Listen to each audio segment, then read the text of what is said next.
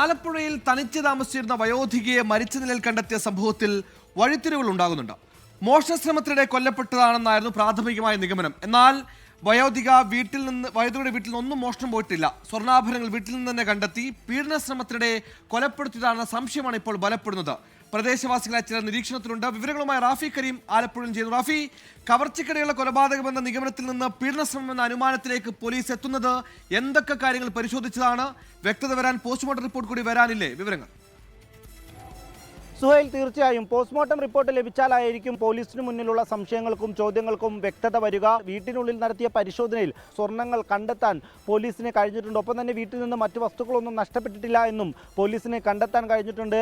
ഈ കൃത്യം നടത്തിയിരിക്കുന്ന പ്രതി അത് കൃത്യമായ ആസൂത്രണത്തോടെ തന്നെ നടത്തിയിരിക്കുന്നതാണ് എന്നുള്ള നിഗമനത്തിലേക്കാണ് പോലീസ് എത്തിയിരിക്കുന്നത്. അതിൻ്റെ കാരണം ഈ പ്രദേശത്ത് ഈ വീട്ടിലേക്കുള്ള വൈദ്യുതി ബന്ധം വിച്ഛേദിച്ച നിലയിലാണ് ഈ പ്രതി പിൻവാതിൽ വഴിയാണ് അകത്തേക്ക് കടന്നിരിക്കുന്നത്. ഈ പിൻവാതിൽ തകർത്തതിൻ്റെ ലക്ഷണങ്ങളുമുണ്ട്. മുൻവാതിൽ പൂർണ്ണമായും അടച്ച നിലയിലാണ്. അതുകൊണ്ട് തന്നെ ഈ കൊലപാതക വിവരം പുറത്തറിയുന്നതിന് വൈകിയ ഈ നിലവിൽ പോസ്റ്റ്മോർട്ടം റിപ്പോർട്ടിൻ്റെ അടിസ്ഥാനത്തിൽ അല്ലെങ്കിൽ പോസ്റ്റ്മോർട്ടം നടത്തിയതിൻ്റെ അടിസ്ഥാനത്തിൽ അന്വേഷണ സംഘത്തിന് ലഭിച്ചിരിക്കുന്നത് 11 മണിയോടുകൂടി കൊല ചെയ്യപ്പെട്ടു എന്നുള്ള വിവരമാണ്. എന്നാൽ പിറ്റേ ദിവസം 5 മണിയോടെയാണ് ഈ കൊലപാതക വിവരം നാട്ടുകാർ വഴി പോലീസ് അറിയുന്നത്. അപ്പോഴേക്കും ഒരു ദിവസത്തോളം സമയമായിരുന്നു. ഇൻക്വസ്റ്റ് നടപടികൾ നടത്തിയത് ഈ മരണവിവരം അറിഞ്ഞതിന് ശേഷം ഒരു രാത്രിക്ക് പിന്നിട്ടതിന് ശേഷമാണ്. ഒപ്പം തന്നെ പോസ്റ്റ്മോർട്ടം നടത്തിയത് പിറ്റേ ദിവസമാണ്. അതുകൊണ്ട് തന്നെ പ്രധാനപ്പെട്ട തെളിവുകൾ പലതും നശിക്കാൻ ഈ ഒരു സമയനഷ്ടം കാരണമായി എന്നുള്ളതാണ് പോലീസ് പറയുന്നത്.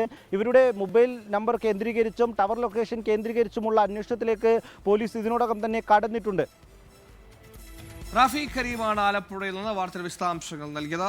ലോകത്തെവിടെയായാലും ഏത് സമയത്തും 24 വാർത്തകളും ഓഗ്മെന്റഡ് റിയാലിറ്റി പാക്കേജുകളും എക്സ്പ്ലെയിനറുകളും വിശദമായി കാണാൻ ഞങ്ങളുടെ യൂട്യൂബ് ചാനൽ നിങ്ങൾക്ക് സബ്സ്ക്രൈബ് ചെയ്യാം.